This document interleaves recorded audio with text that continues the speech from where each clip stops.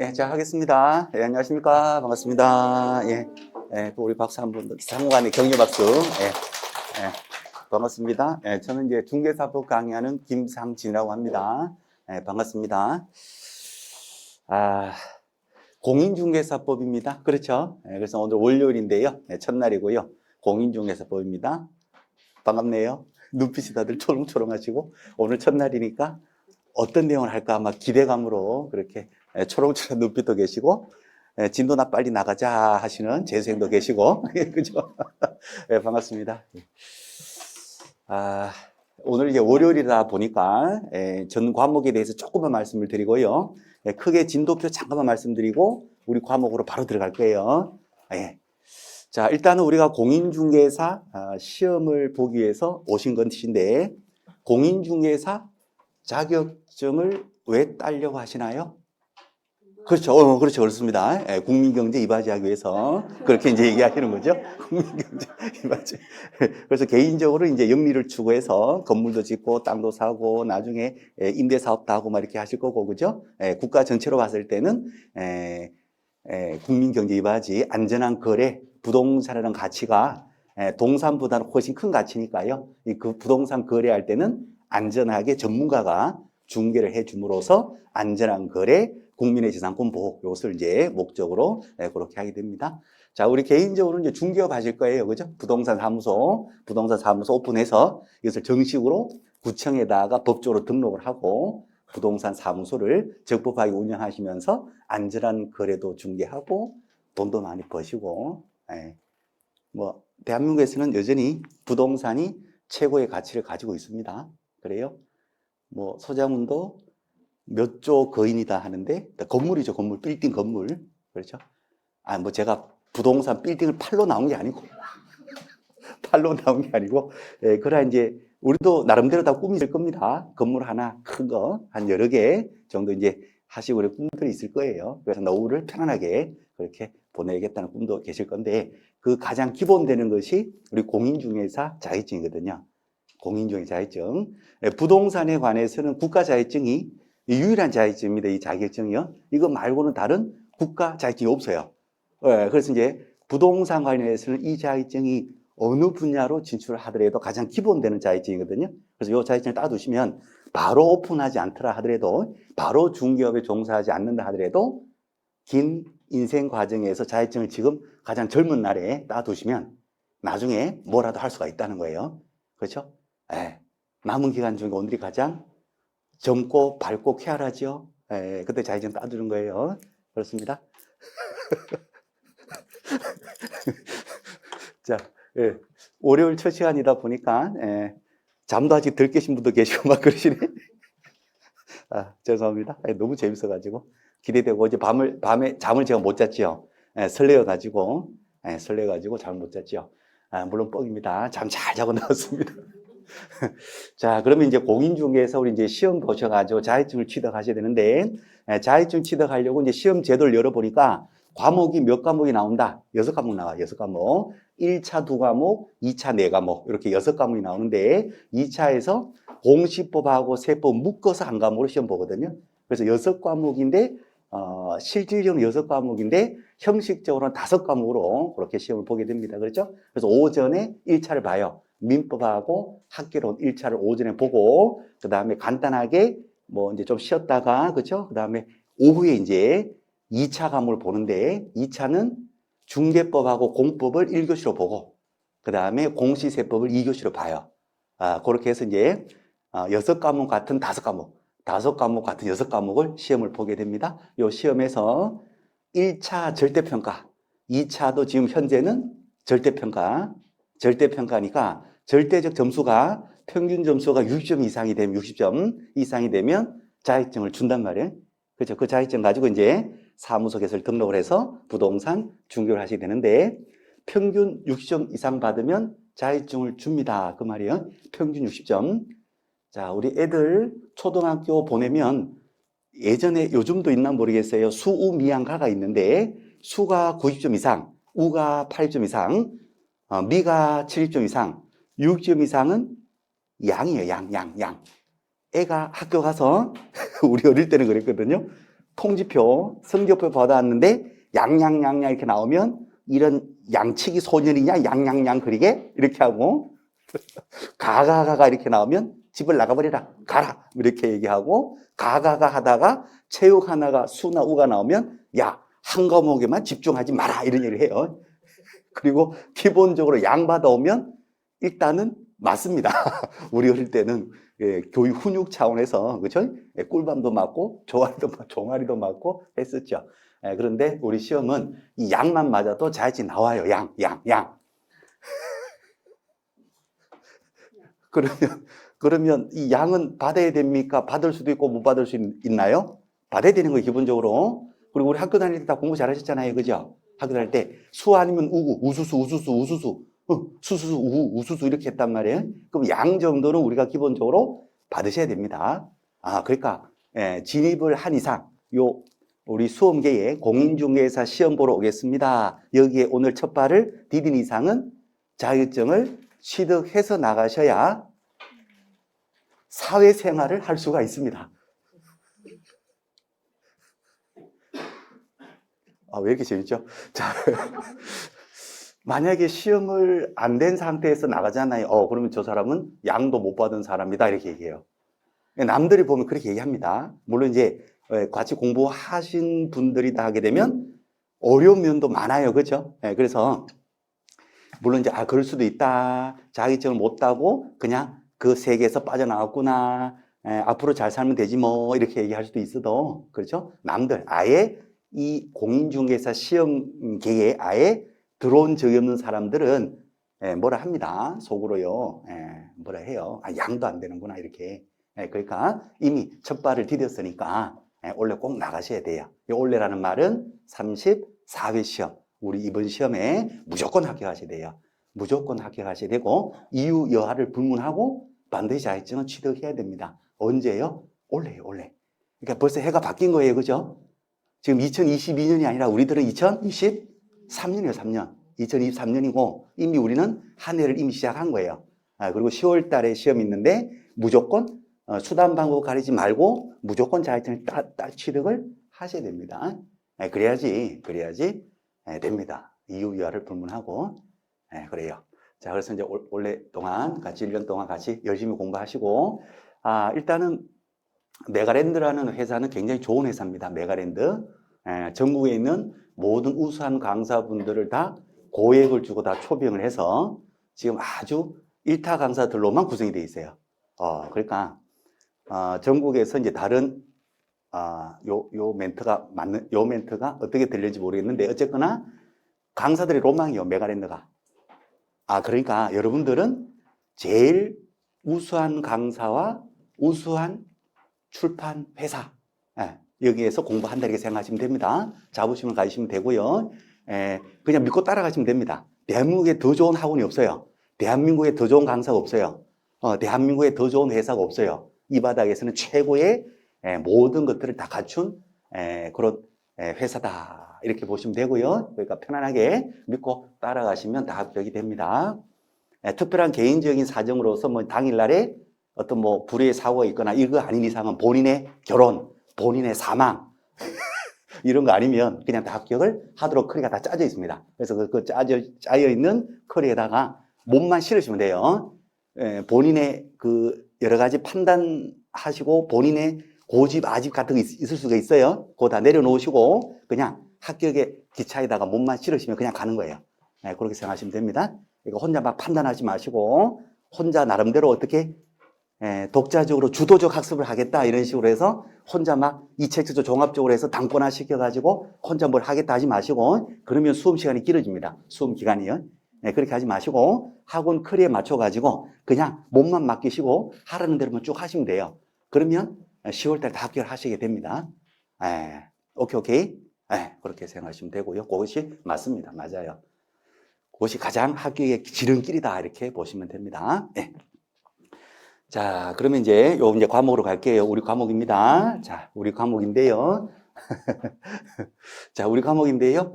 자, 1차 시험이 있고 2차 시험이 있는데 요 과목은 우리 보실 월요일은 2차 과목이요. 2차 과목에서 공인중개사 법령 및 중개실무입니다.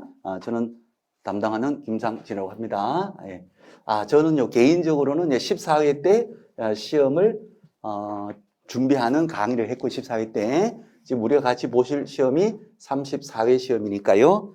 웬만큼, 이 공인중개사 시험 이 바닥에서는 웬만큼 그렇게 되어 있어요. 그러니까, 개인적으로 아시는 분들도 계시지만, 혹시라도 저를 처음 보셨다 하더라도, 그냥, 충분한 경력과 메가에서 강의할 능력이 되는구나 이렇게 생각하시고 그냥 믿고 따라오시면 됩니다. 믿으시면 됩니다. 그러면 안전하게 합격이 됩니다.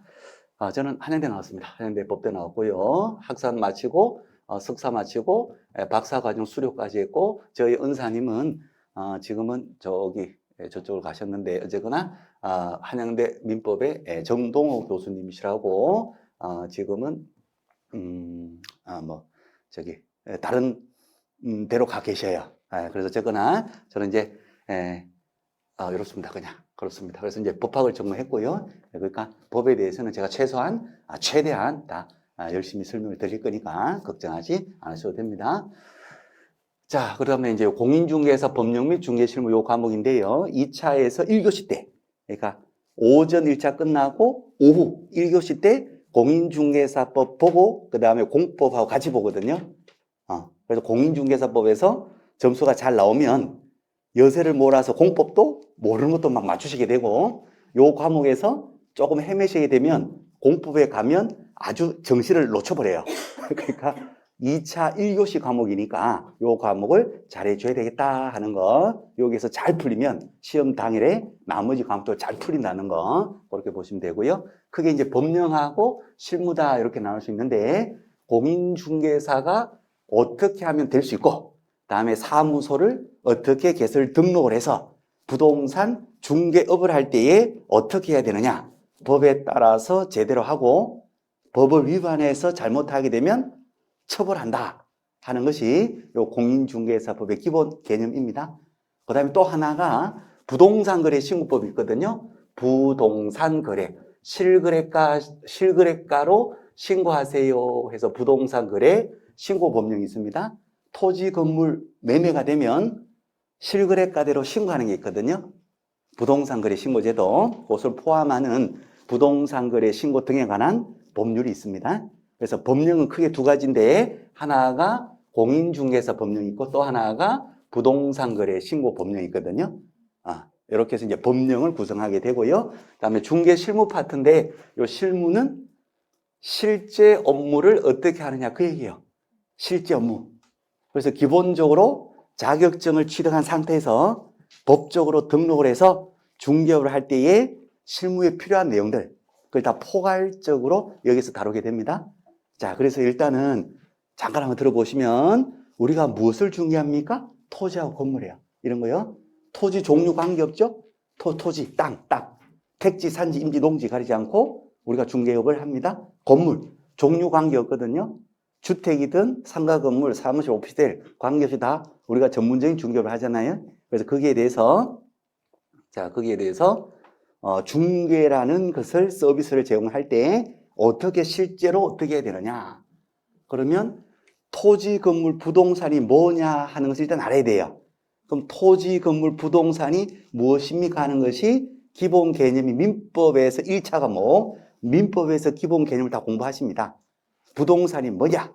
물건 중에서 동산이 아닌 것들, 그러니까 토지와 그 정착물이 부동산이다. 이렇게 민법 99조에 용어 정의가 되어 있거든요. 토지와 그 정착물. 그럼 토지와 그 정착물에 대해서 매매 계약을 합니다. 사고 파는 매매 계약을 우리가 중개한다 그 말이에요. 그 매매 계약이 뭐냐?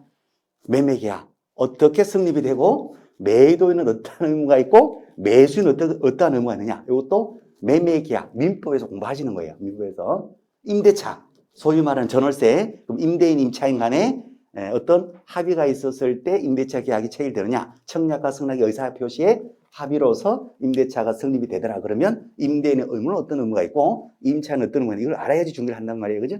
그래서 기본적인 개념을 1차 과목에서 기본적으로 잡아줘요. 그래서 민법이 시험 과목에 들어가 있는 거예요. 오케이. 그러니까 실무에서는 그런 것들이 다 기본적으로 종합적으로 포괄적으로 운영이 됩니다. 그래서 주택 임대차, 아파트 임대차 중개한다 그러면 주택이 뭐냐? 임대차는 뭐냐? 네.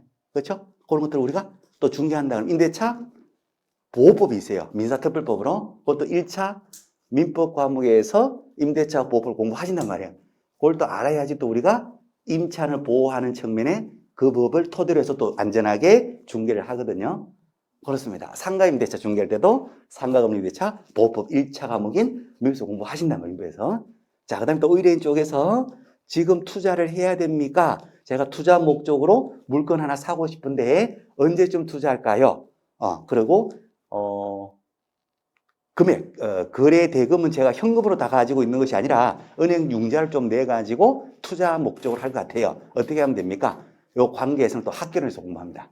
부동산 학, 부동산 학. 오케이. 자, 그 다음에 토지 같은 것도 사고 팔아요. 그죠? 토지인데 내가 이 땅을 사가지고 아파트를 하나 짓고 싶어요. 그런데 이 땅이 일종 전용 주거지역이래요. 그럼 그 땅을 취득을 해도 아파트 짓는다, 못 짓는다? 못 지어요. 공법에서 규제를 해버려요. 그러니까 부동산 공법도 알고 계셔야지 이 땅을 사셔도요, 아파트 5층 이상 못 지어요. 이렇게 설명할 수가 있어야 되죠. 농지, 전답 과수원 같은 농지 중개한다 하더라도 농지가 뭔지 알아야 되잖아요. 그죠? 그래서 어느 법에서 공부합니까? 공법 시간에 농지법 시간을 통해서 농지에 관한 내용도 공부를 하시거든요. 그걸 알고 계셔야지 농업인만이 농지를 소유할 수 있어요.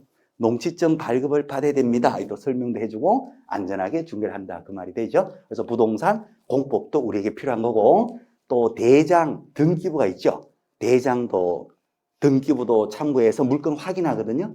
건물이다 그럼 건축물 대장도 볼 수 있어야 되고 권리관계를 표상하는 것이 등기부거든요. 그래서 건물 등기부도 볼 줄을 알아야 됩니다. 그러면 대장 보는 거, 등기부 보는 거 어느 과목에서 한다? 부동산 공시법 시간에 또 공부를 하시거든요. 매수한 자가 취득세가 몇 프로 나옵니까? 하면 취득세요? 몇 프로 나옵니다. 이렇게 설명은 기본적인 설명을 해줘야 되죠. 아니, 세금을 왜 저한테 묻고 그러세요? 세무서 전화해 보세요. 그러면 전문성이 떨어진단 말이에요. 그래서 최소한 취득 관련되는 조세들은 우리가 기본적으로 알고 계셔야 된다 해서 부동산 세법이 또 필요한 거예요.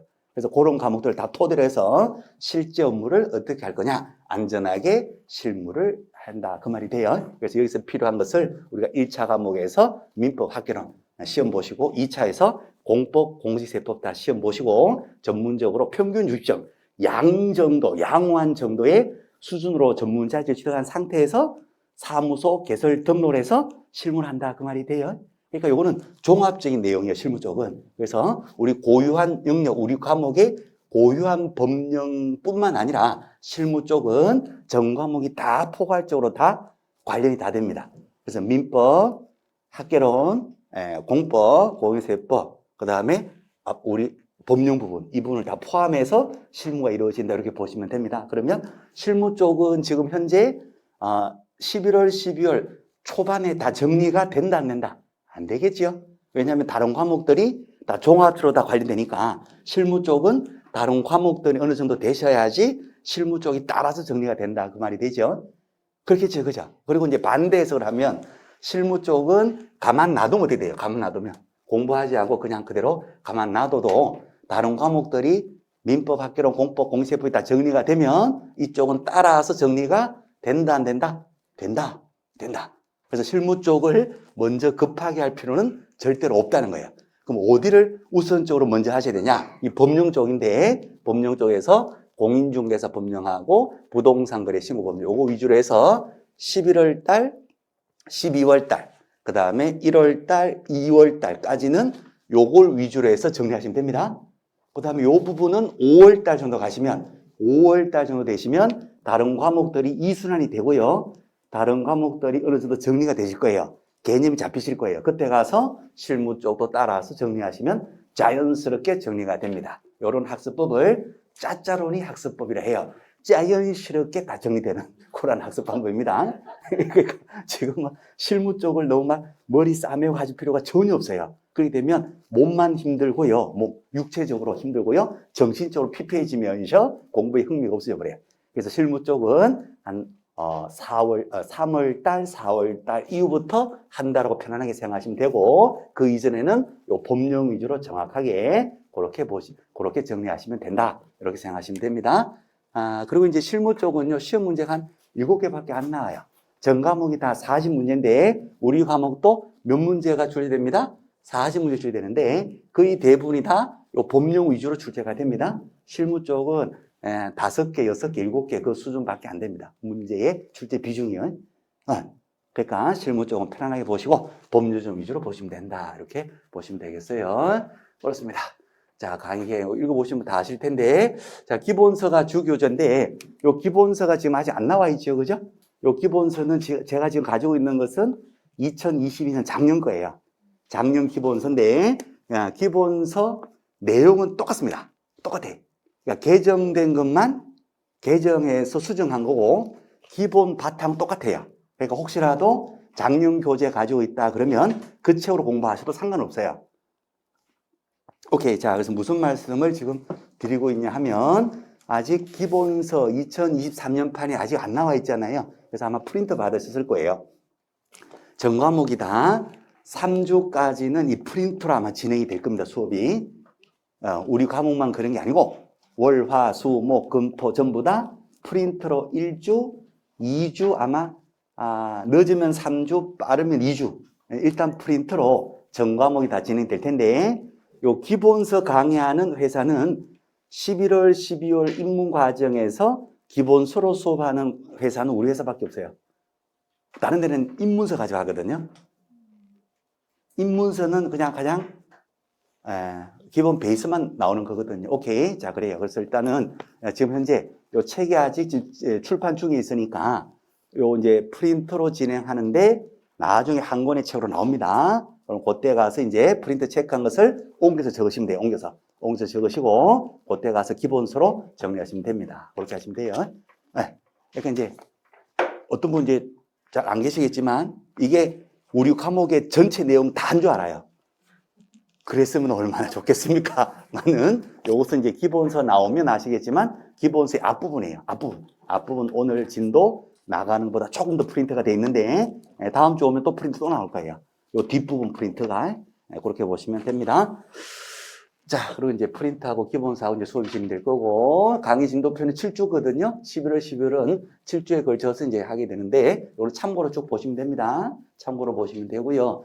반드시 이대로 나간다는 것은 아니고, 그러한 계획이다 하는 것, 아웃라인만 잡아놓은 거고, 제 1편이 이제 공인중개사 법령이 나올 거고, 1편이요. 제 2편이 뭐가 나올까요? 하면, 부동산 거래 신고법령 나오겠죠. 부동산 거래 신고법령. 제 3편이 중개 실무 파트가 되는데 11월, 12월, 1월, 2월은 이 법령 위주로 이제 정리하시면 되거든요. 그래서 실무 쪽은 시간을 확 줄여버렸어요.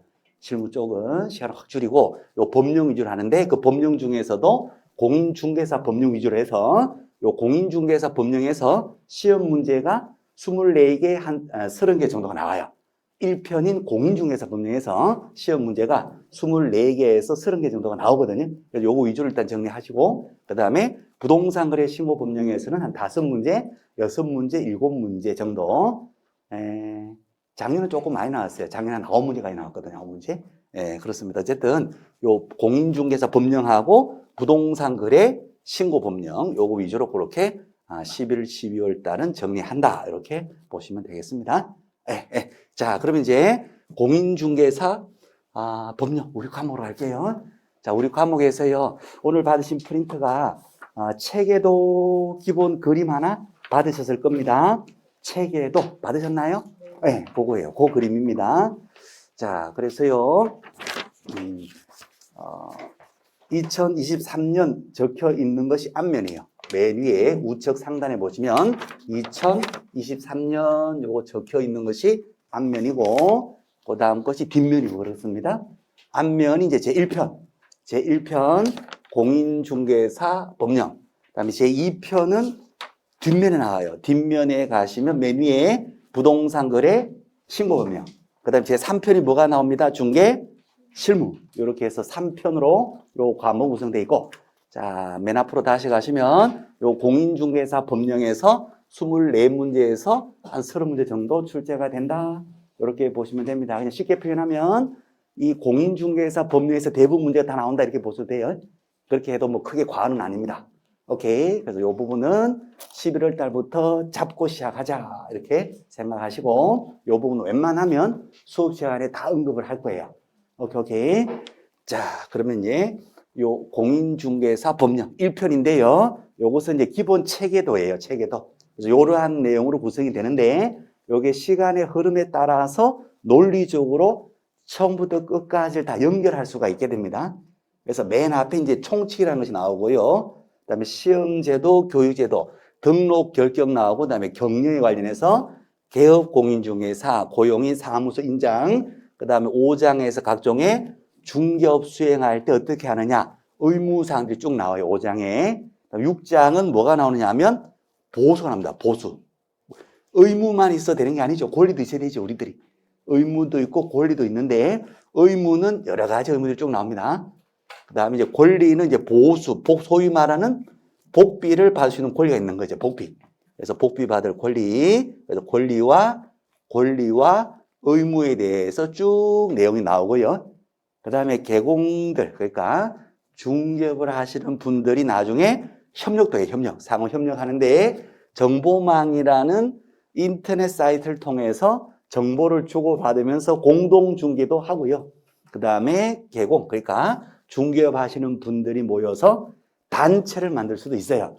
변호사 협회, 법무사 협회 있듯이 공인중개사 협회도 있습니다. 그래서 이 두 가지는 이제 협력과 관계되는 내용이고, 8장은 보치라고 해서 이 각직들을 보충하는 규칙들이 있어요. 그래서 군데를 보충하는 규칙이다 이렇게 보시면 되고, 포상금제도, 행정수수료 이런 내용들이 있게 됩니다. 자, 법에 따라서 중개업무 하는데 제대로 하지 않았다 그러면 어떻게 되느냐? 구장에서 벌칙으로 다 처벌됩니다. 법에 따라서 적법하게 자격증을 취득을 해서 적법하게 시군구청에 가서 등록을 하고 사무소 오픈해서 법적으로 적법하게 등록하고 중개업무 수행할 때에 직원도 둘 수도 있고, 그죠? 고용인, 개업 공인중개사 사장님을 얘기합니다. 사장님 본인도 계시고 고용인 직원을 얘기해요. 직원도 둘 수도 있고 사무소 설치했다가 다른 곳으로 이전할 수도 있고 중개업을 실내요 휴업할 수도 있고 완전히 문 닫을래요 폐업할 수도 있고 또 중개인 사용할 인장, 도장입니다. 도장도 미리 구청에 가서 등록을 하고 등록된 도장만 중개업에 사용을 해야 되거든요. 자, 그렇게 해서 인적, 물적 설비를 가져서 중개업무 수행할 때 법에 따라서 여러 가지 의무 규정에 적합하도록 업무를 수행합니다. 그렇죠? 기본적인 윤리 측면에서 신의성실 공정주의 비밀 유수 의무가 있고, 그다음에 중개 계약 체결될 때, 물건 설명할 때, 그다음에 거래 계약서 작성할 때, 그다음에 설명했다는 증거로서 확인 설명서라는 게 있어요. 그 설명서 작성할 때 어떻게 하신다. 제대로 하세요. 법에 따라서 위반 시에는 뭐 한다. 다 처벌하겠습니다. 요 내용입니다. 나이스. 자, 기본 틀이 그렇게 되고요. 자, 요것을요, 제가 판서를 한번 해볼 테니까요. 자, 편안하게 한 번만 쭉 한번 들어보십니다. 이걸요, 오늘 다 외운다 이렇게 생각하지 마시고, 오늘 다 외울 수도 있겠죠. 물론 외울 수도 있어요. 딱 봤는데 다 외워진다. 요것을 한 번에 봤는데 다 이해된다. 그럴 수도 있어요. 나이스 브라보. 그럴 수도 있고, 그렇지 않다 하더라도, 이거 막 일일이 막 외울 필요 없어요. 나중에 수업 들으시다 보면, 공부하시다 보면 자연스럽게 이것이 그냥 머릿속에 딱 이렇게 정립이 됩니다. 그러니까 막 무리하지 마시고, 절대로 무리하지 마시고, 자, 일단은 제가요, 외우지 않는다. 암기하지 않는다는 전제하에 그냥 쭉 한번 전개를 해볼 테니까 쭉 한번 들어보시고 큰 틀에서 이 과목 기본 체계를 잡으시면 됩니다. 이 과목에서 이러한 내용 위주로 수업이 되고 이 내용 위주로 출제가 되는구나 이렇게 큰 틀에서 보시면 됩니다. 자, 그래요. 자, 그러면요. 요 과목이 2차 과목인데요. 2차 과목에서 공법도 있고 공시세법도 있고 중개사법도 있는데 요 과목이 2차 과목의 보통 전략 과목이다. 그렇게 이야기를 합니다. 왜냐하면 공부해 보시면 아시겠지만 요 과목에서 주로 고득점이 나옵니다. 고득점이라 하는 것은 80점, 90점 이상을 얘기합니다. 작년에 시험 보신 분들 거의 다 90점, 92.5 정도 받으시고 다 합격을 했거든요. 이렇게 하시면 공법이 감이 좀 어렵다 그래요. 공법. 공시세법도 조금 세법이 좀 어렵게 나왔거든요. 그래서 공법이 어려웠고 세법이 조금 어려웠어요. 그래서 여기에서 40점 이렇게 맞고 여기서 50점 맞고 여기에서 50점 맞고 그러면 세 과목이잖아요. 그죠? 2차는 세 과목. 세 과목 하게 되면 총점이 몇 점 나옵니까? 180. 세 과목 나누니까 평균이 몇 점 나오죠? 60. 이렇게 합격이 되는 거예요. 이런 식으로 작년에 2022년에도 거의 다 이런 식으로 해서 다 합격을 하신 거예요. 이런 식으로 해서요. 또 어떤 분은 이제 안타깝게도 중개법은 100점, 100점은 아니고 97.5 나왔는데 여기에 37.5 나와가지고 여기서 60점 나왔는데 이렇게 되면 합격이다 불합격이다? 이건 불합격이에요. 왜냐하면 한 과목이라도 뭐가 없어야 됩니까? 과락 점수는 없어야 돼요. 그 과목의 낙제 점수는 없어야 돼요. 이 과락 점수가 몇 점이죠? 40점이에요. 40점. 40점 기준으로 해서 40점 미만으로 한 과목이라도 점수가 형성되어 있으면 불합격이 됩니다. 불합격이 돼요. 그래서 2차에서도 한 과목이라도 40점 미만의 점수가 있다 그러면 다른 과목 성적 관계없이 그는 불합격이 돼요. 그래서 기본적으로 과락은 없어야 되고 평균 점수가 60점 이상 받으시면 된단 말이에요. 그죠? 그래서 공법은 과락은 면해야 되니까 40점 이렇게 맞고 공세법 5, 60점 맞겠죠. 그죠? 50점 정도, 60점 정도 이렇게 맞고 중개사법에서 8, 90점, 90점 보통 90점 다 넘었어요. 공부 열심히. 그러니까 1년 정도 꾸준히 하신 분들은 거의 다 90점 넘었다 이렇게 보시면 돼요. 작년에. 어쨌든 이제 뭐 8, 90점 정도 맞으시고 이렇게 다 합격을 하신다는 거. 어쨌든 2차 과목의 전략 과목이 요 공인중개사 법령입니다. 그래서 이 과목에서 점수가 기본적으로 80점 이상은 나와야 되고요. 또 그렇게 나오도록 수업을 할 거고 1년 정도 꾸준히 같이 하시면 그 점수 나옵니다. 보장 큰데 나와요. 그러니까 힘들게 하지 마시고 그러니까 무슨 얘기냐 괜히 어렵게 막 다른 데서 구하지 마시고 우리 수업만 꾸준히 따라오시면 이 점수는 그냥 맞을 수가 있습니다. 그냥 맞게 해드려요. 수업을 그렇게 해요. 외우라 그러면 외우시면 되고 이해하시면 됩니다 하면 이해하시면 되고 그렇게 하시면 됩니다. 네, 그러시면 돼요. 네, 오케이 됐어요. 자 그렇습니다. 그래서 요 과목인데요. 요 과목 이제 40문제가 출제가 될 건데 자 그러면 요 과목은 2차의 전략 과목인데 제1편이 공인중개사 법령, 제2편이 부동산거래 신고법령, 제3편이 뭐다? 중개 실무 파트다 이렇게 돼요. 그죠? 그럼 공인중개사 법령 여기에서 시험 문제가 몇 문제 정도 나옵니까? 24개, 30개 이 사이에서 출제가 됩니다. 신고법에서 5개, 6개, 7개, 8개, 아홉 개 작년 9개까지 나왔고 요 실무적인 5개에서 7개 정도 그렇게 나오는데 이제 개념을 처음 정립할 때는 공인중개사법에서 그냥 30개 나오고 신고법에서 5개 정도 나오고 실무적인 5개 나오는데 이렇게 보시면 편해요. 그냥 편안하게 여기서 30개 나머지 딱 5개 이렇게 해서 40문제가 나온다 이렇게 보시면 간단하게 개념을 빨리 받을 수가 있습니다. 자, 그럼 요 공인중개사 법령인데요. 요 과목, 요 공인중개사 법령은 어떤 내용으로 구성되느냐 그 얘기예요. 자, 맨 앞에요. 맨 앞에 총칙이라는 게 나와요. 총칙적 규칙, 총칙. 자, 총칙이란 말은 무슨 말입니까 하면 그냥 편안하게 듣는 겁니다. 이 막 외우시면서 지금 따라오시면 한 이 정도 가시면 속이 안 좋고요. 요 정도 가시면 토가 나오고요. 요 정도 가시면 그 위에 또 토가 또 나와요. 그러니까 막 외우시면서 따라온다 하시면 안 됩니다. 그냥 들으시고 이해만 하시면 돼요. 이해. 요것을 바탕으로 해서 이제 내용들이 이 바탕을 토대로 해서 내용들이 하나씩 차곡차곡 얹혀지기 때문에 기본 베이스다 이렇게 보시면 됩니다. 외우는 부분 절대 아닙니다. 자, 우리나라 법은요, 독일법의 영향을 받습니다. 독일에서 일제 때 일본을 거쳐서 한국에 이제 들어오게 돼요. 그래서 우리나라 법은 우리 전통 고유법이 아니라 외국의 법을 이어받은 거예요. 개수법이라 해요.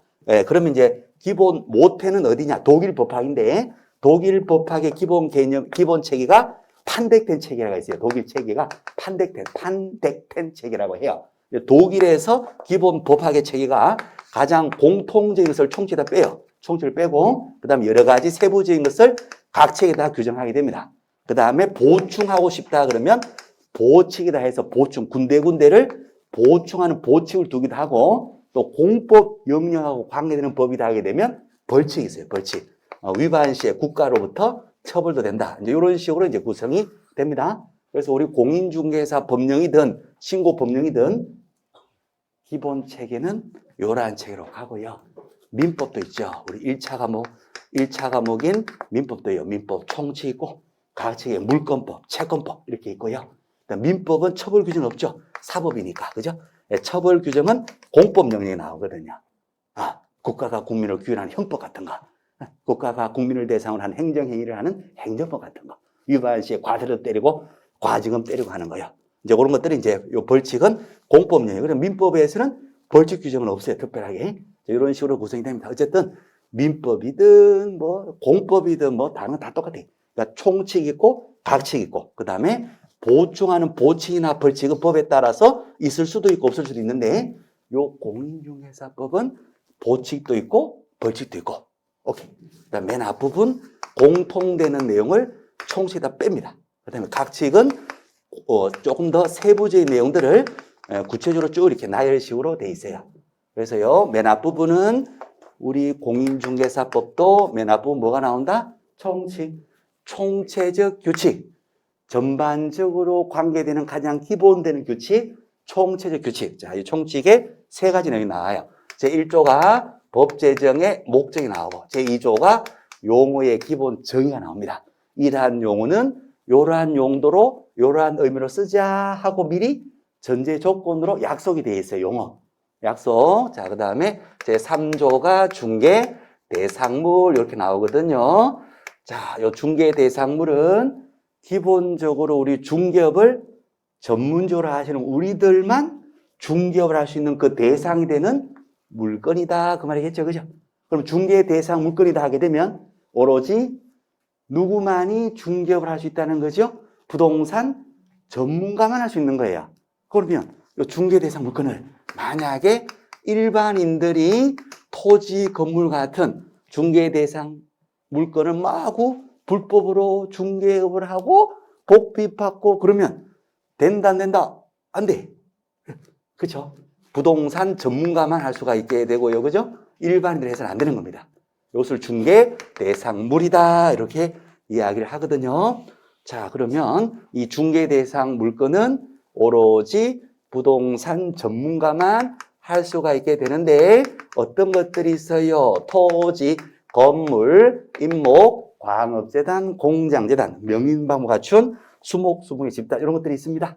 자, 뭐가 다는 들어오지 않는데 뭐가 들어옵니까 하면 토지하고 건물은 딱 들어옵니다. 귀에 딱 들어와요. 그죠? 토지, 건물. 토지, 땅, 건물, 주택, 상가, 사무실, 오피스텔. 응? 그죠? 땅하고 건물은 중개 대상물이니까 누구만이 할 수 있다? 우리 전문가만 할 수 있어요. 그럼 이 전문가를 뭐라고 용어 정의에서 부릅니까? 부동산 전문가를 제2조에서 뭐라고 얘기합니까? 하면 개업, 공인, 중개사라고 합니다. 개업, 공인, 중개사. 자, 그럼 개업, 공인사 뭡니까? 조금 더 세부적으로 가봤더니 제2조 용어 정의에서 이 법에 따라, 이 법, 즉 공인중개사법, 이 법에 따라서 중개사무소 개설, 등록을 한 차를 말한다 이렇게 돼 있어요. 개설, 등록, 중개사무소 개설, 오픈해서 이것을 법적으로 무엇을 한 자? 등록한 자. 그러면 등록은 어디 가서 합니다 하면 시군 구청에 가서 합니다. 그래서 이 사무소를 개설, 오픈을 해서 그러니까 사무소가 있어야 된다. 사무소가 없어도 된다. 사무소가 있어야 돼요. 노점상으로 부동산 중개를 할래요. 된다 안 된다? 안 됩니다. 을왕진역 앞에 자리 깔고 자 땅에 왔어요. 날이면 날마다 오는 거 아니에요. 이거 된다 안 된다? 안 돼. 안 돼. 그렇습니다. 노점상 안 됩니다. 사무소를 개설 오픈해서 이 사무소를 시군 구청장, 우리 같은 구청이겠죠? 구청장에게 등록을 해요. 등록하면 누가 된다? 개업 공인중개사가 됩니다. 라고 얘기 나옵니다. 그러면 등록한 개업 공인중개사 부동산 전문가만이 무엇을 할 수 있다? 중개 대상물에 대해서 토지, 건물 이러한 대상물에 대해서 중개를 업으로 직업적으로 할 수 있는데 만약에 일반인들은 부동산 중개업을 하시면 된다, 안 돼요. 전문가를 등록한 자라고 용어 정의되어 있으니까 일반인은 뭐 한 자, 무엇이 안 돼 있는 자, 등록이 안 돼 있는 자. 그러니까 무등록인 자. 그렇죠? 등록한 개업 공유자, 줄여서 개공이라 하거든요. 개공. 등록된 개공이 아닌 무등록인 자가 무등록 상태에서 토지, 건물, 부동산 중개를 업으로 하시면 된다, 안 된다. 무등록 중개를 하시면 처벌됩니다. 어떻게 처벌됩니까 하면요. 3년 이하의 징역 또는 3천만 원 이하의 벌금으로 처벌됩니다. 3년 이하의 징역 또는 3천만 원 이하의 벌금인데요. 벌금 받았다 별거 아니죠. 돈 내면 돼요. 그런데 문제는 뭐가 있어요? 징역이 있어요. 징역인데 몇 년 이하의 징역입니까? 3년. 그러면 생각나시는 것이 저는요 성격이 참 무난하거든요. 한 자리에 앉으면 기본 3년 그냥 지낼 수 있거든요. 하시면 공부 안 하셔도 됩니다. 지금 바로 그냥 나가서 바로 하시면 돼요. 걸렸다 하더라도 몇 년까지만 깜빡 가요? 3년까지만 3년. 그렇습니다. 그러니까 이제 반대 뒤집어서 얘기하면 3년이 지나도록 시험 공부하신다면 안 된다 그 말이에요. 무슨 말이죠 이게? 자, 근데요 막상 이제 깜빡 가보시면 아시겠지만 3년 되게 깁니다 이걸. 1년 정도는 어떻게 해보겠는데 그죠? 막상 가보시면 3년 진짜 길어요. 그래서 3년 동안 깜빵 있다. 그 고통이면 그 고통의 10분의 1이나 뭐 100분의 1만 해도 뭐 자격증 따지지 않을까 이렇게 생각됩니다. 어쨌거나 자 이것은 시험에 꼭 나오니까 말씀을 조금 더 세부적으로 드린 겁니다. 그래서 무등록 중개업을 했다면 그때는 3년 이하의 징역 또는 3천만 원의 벌금으로 3천만 원 이하의 벌금으로 처벌된다는 거예요. 그래서 등록하신 개업공인중개사 부동산 전문가만이 직업적으로 중개 대상물, 토지, 건물 같은 부동산에 대해서 중개를 업으로 할 수가 있더라. 자, 그러면요. 이제 등록하러 갑니다. 등록하러 가는데 어디로 가셔야 돼요? 사무소 두고자 하는 시구청. 사무소를 강남구에 두고자 한다면 강남구청 가시면 되고 사무소를 동작구에다 두고자 한다 그러면 동작구청 가시면 됩니다. 등록을 신청하셔서 등록을 하는데 등록을 아무나 해줍니까? 등록에 요건을 갖춰야 됩니까? 요건을 갖춰야 돼요. 등록 요건 아무나 등록해 주는 것이 아니단 말이에요. 자, 등록 요건에서 가장 기본적인 요건이 뭐다? 공인중개사 자격증이에요. 그 자격증이 있어야 된단 말이에요. 기본적으로. 자, 그래서 여기에서 이제 공인중개사 시험을 거쳐서 시험 제도가 나옵니다. 시험 제도. 시험을 거쳐서 국가공인중개사 전문 자격증을 취득하시고 그 다음에 전문 교육을 또 받으셔야 되는데 그 전문 교육을 무슨 교육을 합니까?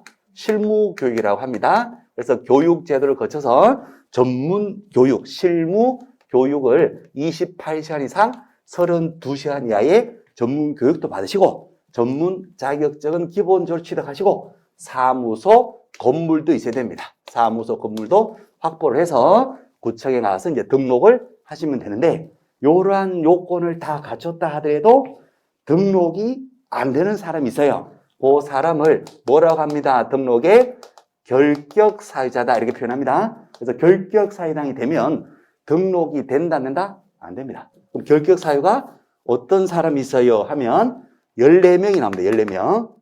14명. 미성년자는 시험을 봐서 자격증은 따둘 수 있고요. 전문 교육까지 받아둘 수 있는데 미성년 상태에서는 등록이 된다 안 된다? 안 됩니다. 미성년은 결격사유에 들어가거든요. 그래서 성년이 된 후에 등록을 할 수가 있는 것이고 미성년 상태에서는 자격증을 취득했다 하더라도 등록이 바로 안 돼요. 오케이. 피성년 후견인 금고 이상의 형의 선고를 받고 집행이 종료되거나 면제가 되고 3년이 경과되지 아니한 자. 쉽게 표현하면 깜빵 갔다 온 지 3년이 경과되지 아니한 자. 종사할 수가 없어요. 등록이 안 됩니다. 3년 넘었죠? 그러면 됩니다. 자, 그 다음에 집행유예 받았다. 집행유예 기간 중인 자도 집행유예 기간 동안에는 중개업 등록이 안 됩니다. 유예기간이 경과가 돼야 됩니다. 등등등. 자, 이러한 결격 사유가 있다면 다른 요건을 다 갖췄다 하더라도 등록할 수가 없을 것이고, 이 결격 사유가 없었을 때 이 요건을 갖춰서 등록을 하더라, 이렇게 보시면 됩니다. 자, 등록이 되면 누가 된다? 개업 공인중개사가 되시고, 개업 공인중개사 수업 시간에 말이 기니까요, 뭐라고 한다? 개공이라고 합니다. 개공이가 되면 부동산, 토지, 건물에 대해서 중개를 오보를 할 수 있다. 그 말이에요. 그죠? 그럼 중개업이 뭐냐? 제2조 용어의 정의를 보니까 중개업이라 하면 이렇게 되어 있습니다. 다른 사람의 의뢰에 의하여 일정한 보수를 받고 중개를 업으로 직업적으로 행하는 것을 말한다. 이렇게 되어 있고요. 직업적이다. 그 말은 해석상 영리를 목적으로 불특정 다수를 대상으로 해서 계속적, 반복적으로 행할 때 그것을 해석상 직업적이다. 이렇게 얘기하거든요. 자, 그래서 불특정 다수로부터 중개해 주세요 하는 의뢰를 받고, 그렇죠? 우리 집 팔아주세요. 새 하나 얻어봐 주세요. 우리 땅 좀 팔아주세요. 여러 가지 불특정 다수로부터 의뢰를 받고 일정한 보수를 받아요. 일정한 보수. 보수는 보통 소위 뭐라고 한다? 복비라고 해요. 복비라고 하는데 어떠한 복비를 받아야 했더니 일정한 복비, 보수를 받고 이렇게 돼 있어요. 용어 정의 자체에서 일정한 보수. 자, 그러면 복비는 소위 말하는 복비는 한도가 있다 없다? 있다. 복비 한도가 있다는 거예요. 일정한 복비. 몇 프로까지 받을 수 있어요? 토지입니다. 상가입니다. 기준으로 하게 되면 몇 프로까지 받을 수 있냐? 매매일 때 그 매매 대금에다가 0.9%까지 받을 수가 있습니다. 그래서 토지, 상가 만약에 20억짜리다. 상가 20억짜리다. 10억 할게요, 그냥. 10억짜리다. 그러면 0.9니까 얼마가 되죠? 900만 원. 자, 매매 같으면 매도인한테만 받습니까? 매수인한테도 다 받습니까? 다 받죠? 그럼 양쪽 다 받았다면 얼마 된다? 1,800만 원. 이렇게 한도가 있다는 거예요. 건물인데요. 자, 건물인데 30억에 매매가 되었습니다. 오케이? 얼마까지 받을 수 있다? 3, 9, 27, 2,700만 원. 양쪽 다 받았다. 소위 말하는 양타. 양쪽 다 받았다. 얼마 된다? 5,400만 원 이렇게 되는 거예요. 한도가 있어요. 이 한도를 절대로 초과해서 받으면 된다, 안 된다? 안 돼요. 초과해서 받았다면 또 처벌됩니다. 초과해서 받으면 처벌돼요. 어떻게 처벌되느냐? 1년 이하의 징역 또는 1,000만 원의 벌금 이렇게 처벌이 되니까 정해진 일정한 한도 범위 내에서만 복비를 받을 수 있다는 거. 그렇습니다. 자, 그것을 계속 반복적으로 지급적으로 하는 것을 중개업이다. 이렇게 얘기하거든요. 오케이. 자, 그래서 이제 우리 전문가인 개공만이 부동산에 대해서 불특정 다수로부터 의뢰를 받고 일정한 보수 받고 그것을 계속 반복 지급적으로 전문적으로 할 수 있는 것이지, 무등록 상태에서 불법 불합카인 상태에서는 일반인 지위에서는 이것을 손댄다 못 된다? 손대지 말아라. 손댈 수가 없다. 이렇게 되겠어요. 자, 그럼 이제 중개를 하면서 이제 직원도 고용할 수도 있잖아요. 그죠? 요 직원을 뭐라고 합니다? 고용인 이렇게 얘기하거든요. 고용인. 자, 그러면 고용인의 종류가 몇 종류가 있습니까? 용어 정의를 보니까 2종류가 있다. 이렇게 돼 있어요. 하나가 자격증이 있는 직원, 또 하나가 자격증이 없는 직원. 그럼 자격증이 있는 직원을 여기에서 뭐라고 합니다? 소속 공인중개사라고 합니다. 자격증을 가지고 중개업을 하는 이 사무소 개공에 소속된 거야. 그래서 이 분을 뭐라고 한다? 소속 공인중개사라고. 자, 그 다음에 자격증이 없는 직원도 있죠. 그럴 수 있죠. 자격증이 없는 직원을 뭐라고 한다? 중개 보존이다. 이제 그렇게 얘기하는 겁니다. 그래서 둘의 차이점은요, 자격증이 있는 소속 공인중개사, 자격증이 있어요. 소속된 공인중개사, 시험을 봐서 자격증을 취득해서 이 사무소에 소속이 돼 있어요. 소속 공인중개사. 계약서 쓴다 못 쓴다? 쓴다. 확인 설명한다 못한다? 한다. 부동산 거래 신고, 실거래가 신고 한다 못한다? 한다. 다 해요. 다 해. 하는데 자격증이 없는 직원이 있어요. 누구냐? 중개 보조님이 계셔요. 이 보조님은 시험을 봐서 자격증을 따신 분이 아니잖아요. 그래서 공인중개사라는 말이 붙이질 않아요. 그냥 중개 보조이죠. 요 분은 아까 위 요 분은 소속 공인중개사고, 요 분은 자격증 있는 거고, 요 분은 자격증이 없다 보니까 계약서 쓴다 못 쓴다? 못 써요. 물건 설명한다 못한다? 못합니다. 확인 설명서도 작성한다 못한다? 못합니다. 부동산 거래 신고, 실거래가 신고한다 못한다? 못합니다. 이렇게 되죠? 그럼 뭘 한단 말이냐? 커피는 탑니다. 커피 타시고, 녹차도 타시고, 운전도 하시고, 현장 안내도 하시고, 이렇게 합니다. 중개사무소의 꽃, 사무소의 꽃은 중개 보조님이셔요.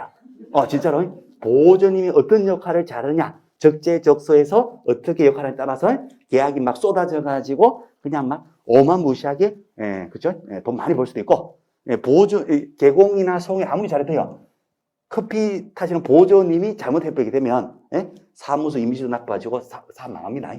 그래서 현장 필드 나가시면 중개별 꽃은 사실은 보조님이에요. 꽃, 플라워.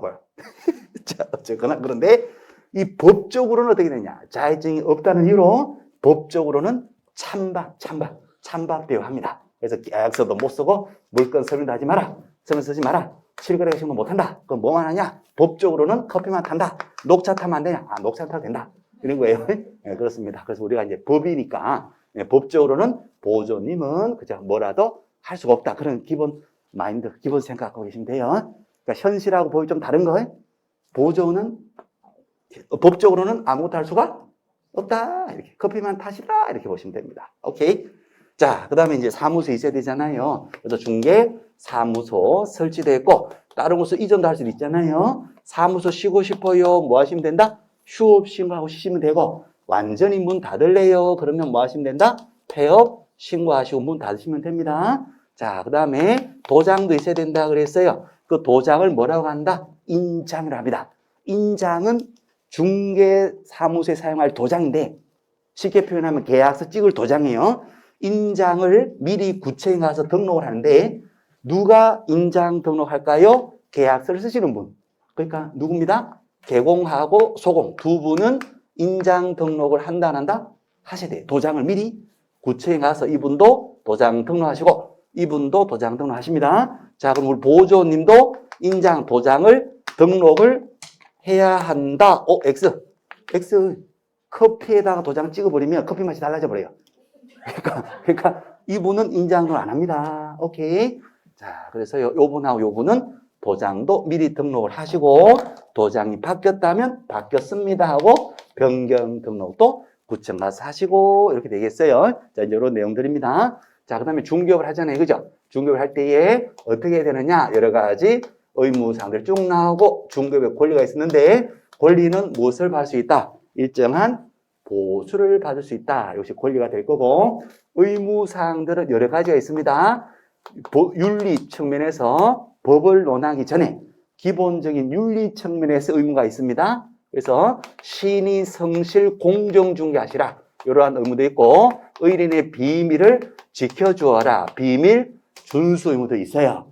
자, 비밀 준수 의무는 어떠한 전문직에 종사하신다 하더라도 의뢰인의 비밀은 다 지켜주도록 되어 있습니다. 의사들도 의료법에 환자의 비밀 지켜야 될 의무가 있고, 변호사들도 뭐 변리사들도 다 있어요. 의뢰인의 비밀 지켜줘야 될 의무가 다 있거든요. 그래서 이것도 이제 우리 전문가로서 부동산 중개할 때 비밀을 지켜줍니다. 누설했다? 1년 이하의 징역 또는 1,000만 원 벌금으로 처벌됩니다. 자, 그 다음에 중개라고 하는 것은 기본적으로 중간에 개입되는 형태단 말이에요. 그죠? 매도 쪽이나 매수 쪽이나 좌우로나 우로나 치우치지 말고 공정하게 중개 업무 수행하세요. 매도 입장만 고려해서 비싸게 물건을 막 따따블로 비싸게 얘한테 피해를 주면서까지 비싸게 팔아주고 그러면 안 되는 거예요. 매수인 입장만 고려를 해서 헐값에 그냥 물건 가격을 후려쳐가지고 그냥 후려쳐서 헐값에 싸게 살 수 있도록만 해서는 안 된단 말이에요. 그죠? 그래서 매도인도 어느 정도 재산권을 보호해주고 매수인도 어느 정도 안정적인 가격으로 매수할 수 있도록 공정하게 중개할 의무가 있다는 거예요. 이것은 법의 규정이 없다 하더라도 기본적으로 윤리상, 법이 아니라 도덕, 윤리상으로도 기본적으로 그래야 된다. 그래서 이것을 이제 기본 윤리상의 의무다. 이렇게 하고 29조에서 요 내용이 그대로 규정이 되어 있습니다. 오케이. 자, 그러면요.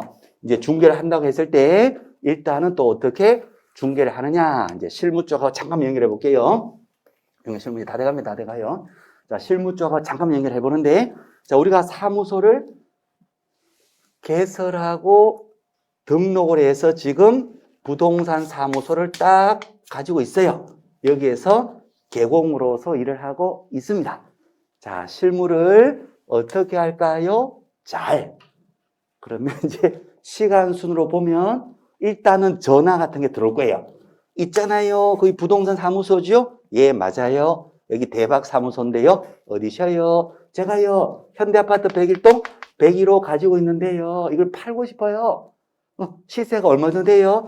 시세요? 한 10억 정도 될 것 같은데 얼마를 원하십니까? 11억에 팔아주세요. 11억은 좀 그렇고요. 제가 10억 한 1000이나 10억 3, 4천, 5천 이렇게 해서 일단 최대한 해볼 테니까 어쨌거나 그러면 제가 안전하게 거래가 되도록 도와드릴게요. 자, 그러면요 제가 맡길게요. 중개해 주세요. 이것을 법적으로 민법적으로 표현하게 되면 뭐라고 합니다? 청약. 약속을 청하는 거예요. 청약. 그렇죠? 중개해 주세요. 알겠습니다.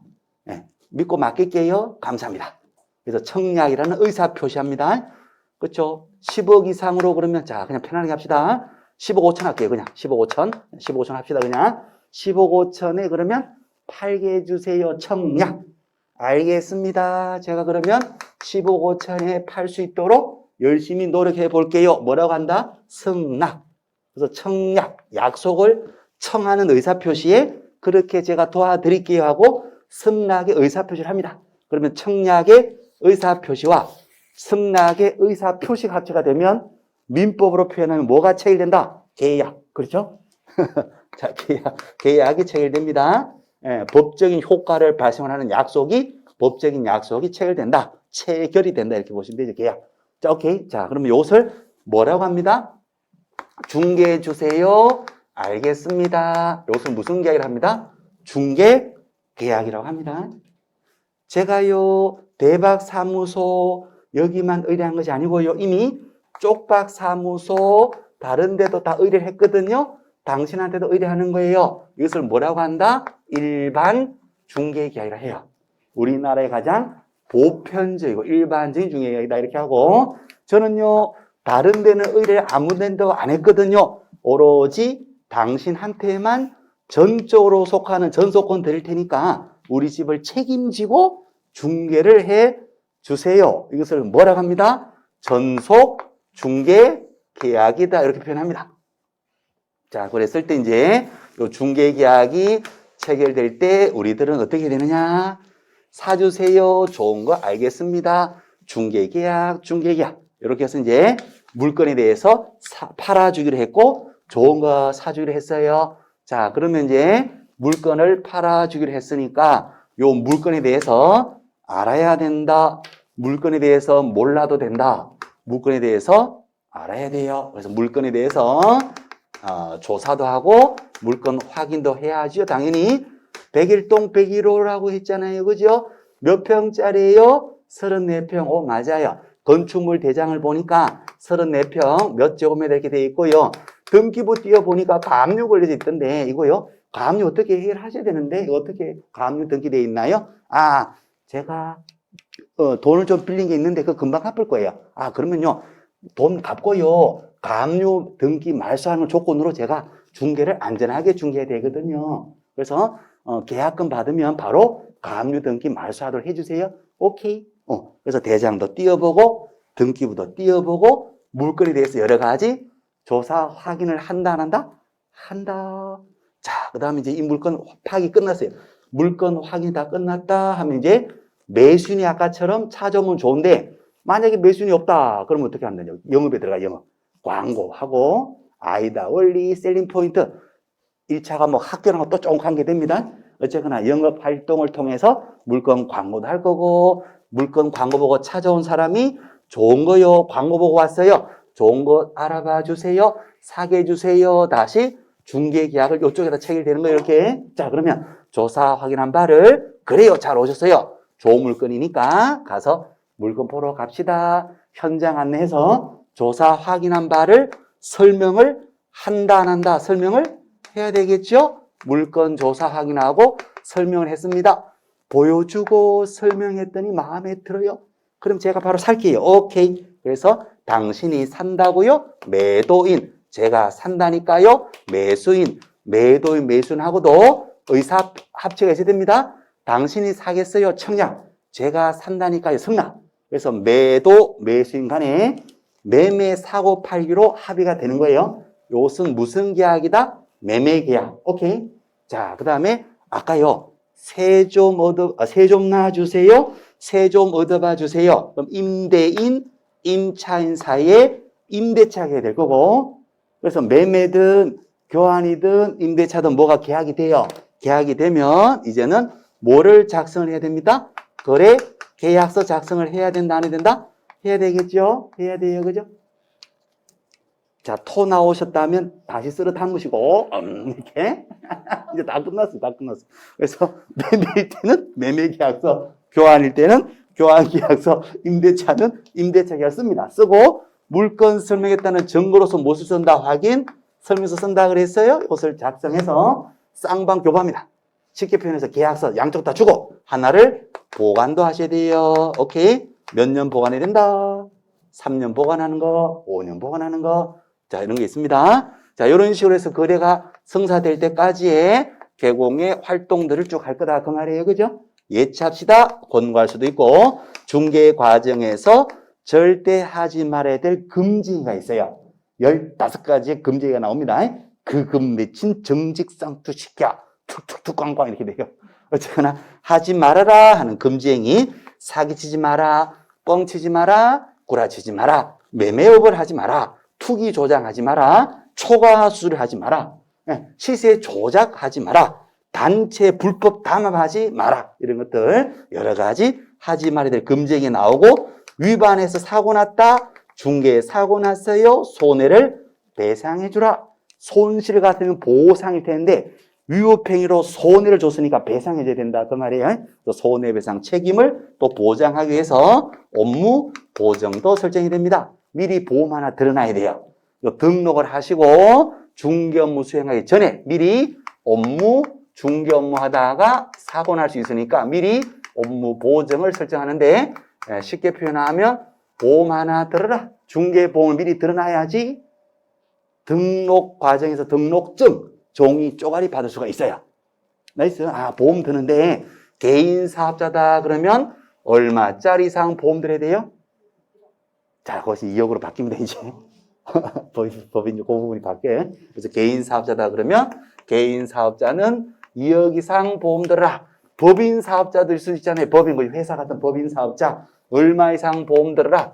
4억 이상 보험 들어라. 이렇게 바뀝니다. 바뀌어요, 이렇게. 23년부터 바뀌어요.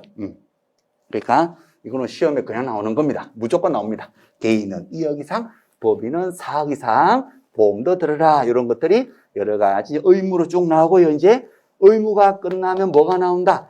권리가 나오는데 권리가 뭐다? 일정한 보수를 받을 수 있다는 거. 다음에 개공끼리 상호 협력으로 갑니다. 개별적으로 개공이 되어서 인적, 물적 설비에 갖춰서 중개 업무 수행할 때 이렇게 하세요. 개인의 개별적인 개공에 관한 내용이 끝나면 개공끼리 협력으로 가는데, 상호 협력하는 것이 두 가지가 있습니다. 하나가 거래 정보망, 인터넷 사이트를 통해서 정보를 주고받으면서 공동 중개하는 것이고, 또 하나가 개공끼리 모여서 단체를 만들 수 있는데 그 단체를 뭐라고 한다? 공인중개사 협회라고 해요. 오케이. 자, 그 다음에 보충하는 규칙이 나와요. 보충하는 규칙이 나옵니다. 여기에는 이제 일단 하나만 할까요? 포상금 제도. 포상금. 간첩이 있는데, 자, 다 했어요. 간첩이 있는데, 간첩을 신고 고발한 자에게 돈 준다는. 얼마 줄까요? 건당? 50만 원. 자, 그 다음에 이제 벌칙인데, 마지막 벌칙요. 제대로 다 하지 않으면 다 처벌을 합니다. 해서 마지막에 나온 것이 벌칙이 됩니다. 자, 잠깐만 보실게요. 벌칙인데요. 행정처분 있고요. 다 했어요. 행정처분 있고, 오늘 첫날인데, 지금 40분 넘어가니까 좀 힘들죠, 그죠? 그럼에도 불구하고 끌고 오잖아요. 왜 끌고 올까요? 논리가 끊어지면요. 쉬고 다시 오면 다 까먹거든요. 그러니까 마무리 해놔야지 이것이 머릿속에 딱 마디가 맺어지면서 쉬고 오더라도 까먹지 않아요. 그래서 이제 조금 이제 지금 시간은 한 시간 됐죠, 그죠? 여기까지 1분만 더 하면 돼요. 30초만 더 하면 돼요. 자, 그래서 행정처분이 있고, 행정형벌이 있고요. 과태료가 있습니다. 과태료, 그 다음에 행정형벌이 있어요. 오케이. 자, 행정처분은 뭐냐 하면 보시면, 뭔가를 잘못했죠? 그러면 취소, 정지, 처분을 행정관청에서 할 수가 있어요. 이것을 행정처분을 합니다. 행정관청에서 하는 취소, 정지, 처분을 얘기합니다. 자, 예를 들어서 자격증을 취득했는데 자격증을요, 양도돼요. 다른 사람에게 돈 받고 빌려줘 버렸어요. 양도돼요. 자, 이것을 자격증을 교부한 시도의사가 알아버렸어요. 그럼 행정처분으로서 취소 처분이 있는데 무엇을 하느냐? 자격을 취소시킵니다. 쉽게 표현해서 자격증을 빌려주면 자격증을 날려버려요. 자격 취소. 자격 취소 처분을 합니다. 자격 취소. 자격증이 취되면 몇 년간 일을 못합니까? 3년간 일 못합니다. 자격 취되고 3년간은 그렇죠? 시험도 못 보고 사무소 종사도 안 돼요. 자격증이 날아가면 3년간 일 못합니다. 자, 그래서 이제 자격 취소 처분이라는 게 있고요. 자, 그 다음에 소속 공인중개사가 뭔가를 잘못했어요. 소공이가. 물건 설명을 제대로 하지 않았다 등등등. 그랬을 때 이 소속 공인중개사에게 무엇을 할 수 있다? 자격 정지 처분할 수 있어요. 자격 정지는 몇 개월 범위 내에서 합니다? 6개월. 그래서 자격 정지 6개월 범위 내에서 일시 정지. 자격정지 6개월 동안 일하지 마. 자격정지 3개월, 석 달 동안 일하지 마. 이런 식으로 시도의사가 정지 처분할 수가 있게 됩니다. 오케이. 자, 우리 개공이가요, 등록증을 빌려줘요. 등록증 양도되어 하면 어떻게 된다? 등록이 취소됩니다. 등록증 빌려주면 등록이 취소되고, 등록 취소. 아까 자격증을 빌려주면 뭐가 취소되고, 자격증이 취소되고, 등록한 등록증을 빌려줬다 그러면 등록이 취소됩니다. 등록이 취소되어도 몇 년간 다시 등록할 수 없다. 원칙 3년간 다시 등록을 못하니까 등록이 취소가 되어도 몇 년간 일을 못한다? 3년간 일 못해요. 나이스. 자, 그 다음에 요 개공이가 등록 취소는 아니더라도 뭔가를 잘못했더라. 업무 정지라는 처분할 수 있어요. 영업정지. 업무 정지를 구청장이 할 수가 있게 됩니다. 영업정지 몇 개월 범위 내에서 할 수 있다? 이것도 6개월 범위 내에서. 그래서 업무정지, 영업정지 6개월 일하지 마. 업무정지 3개월, 석 달 동안 일하지 마. 이렇게 돼요. 정지 기간 동안에 일을 해버렸다. 그럼 뭐가 된다? 등록이 취소돼 버립니다. 이것도 자격 정지 기간 동안에 소공이가 일을 해버렸다. 뭐가 된다? 자격이 취소돼 버려요. 자, 그렇습니다. 자, 과태료. 100만 원 이하의 과태료, 500 이하 과태료, 100 이하 과태료. 사무소 이전했죠? 옮기면 신고하셔야 돼요. 이전 신고. 며칠 내에 이전했어요? 며칠 내에 신고합니다? 10일. 이전하고 10일 내에 신고해야 되는데 신고 안 했다? 100만 원 이하의 과태료. 개공이가 물건 설명을 제대로 하지 않았다? 500만 원의 과태료. 자, 마지막 형벌이 있는데 형벌은 징역이나 벌금을 얘기합니다. 형벌. 징역이나 벌금을 얘기하는데 두 가지가 있어요. 하나가 뭐가 있었다? 3년? 3천 있었나요? 네, 3년 3천. 3년 3천. 또 하나가 뭐가 있었어요? 1년 1천. 자, 그래서 사유에 따라서 무등록 중개업은 어떻게 처벌된다? 3년 3천. 자격증 양도된 어떻게 처벌돼요? 형벌이 1년 1천입니다. 등록증 양도되어도 어떻게 처벌해요? 형벌은 1년 1천이에요. 자, 거짓행위 사기쳤다 하지 말라는 거짓행위 사기쳤다 어디로 간다? 1년 1천. 비밀 준수 위반. 의뢰인의 비밀을 누설해버렸다. 어디로 갑니다? 1년 1천. 이런 식으로 사유에 따라서 부정 등록, 절대적 등록 취소 플러스 3년 3천. 이렇게 사유에 따라서 형벌이 3년 3천도 있고 1년 1천도 있더라. 이것이 이제 공인중개사 법령의 기본 체계가 되고요. 이 체계만 머릿속에 딱 인식이 되고 정립이 딱 되면 여기에다가 이제 1년 동안 살을 계속 붙여나가요. 그렇게 되면 절대로 흔들리지가 않습니다. 절대로 흔들리지 않는 에이스 침대가 돼요. 에이스 침대 흔들리지 않아요. 그래서 기본 체계를 딱 잡고 계셔야 된다는 거. 그렇습니다. 자, 그럼 이제 시험, 우리 기본서, 우리 요약집 다 교재가 요 순서 그대로 나와요. 문제집까지 싹 다. 요 순서 그대로. 그래서 요 총칙이 제 1장. 1장이 뭐다? 총칙. 자, 2장이 뭐다? 시험제도, 교육제도. 3장이 뭐다? 등록하고 결사유. 4장이 뭐다? 중개업 경영 관련해서 개공 이야기, 고용인 직원 이야기, 사무소 이야기, 인장 이야기, 휴폐업 이야기. 5장이 뭐다? 여러 가지 개공의 의무들. 그래서 5장 내이고, 권리 복비가 몇 장이다? 6장.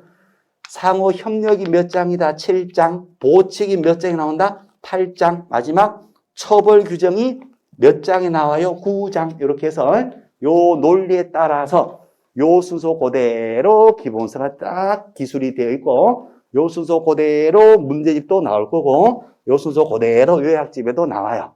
그러니까 요 기본 체계를 요 그림 가지고 지금 다 이해가 되셨으니까 요 그림 가지고 머릿속에 똑같은 판서된 내용은 지금 똑같은 거예요. 똑같은 내용이니까 요 프린터 가지고 있잖아요. 요 체계를 딱 잡으시면 됩니다. 자, 고생하셨고 좀 쉴게요. 15분 정도 쉬겠습니다. 푹 쉬었다가 다시 또 보겠습니다. 예.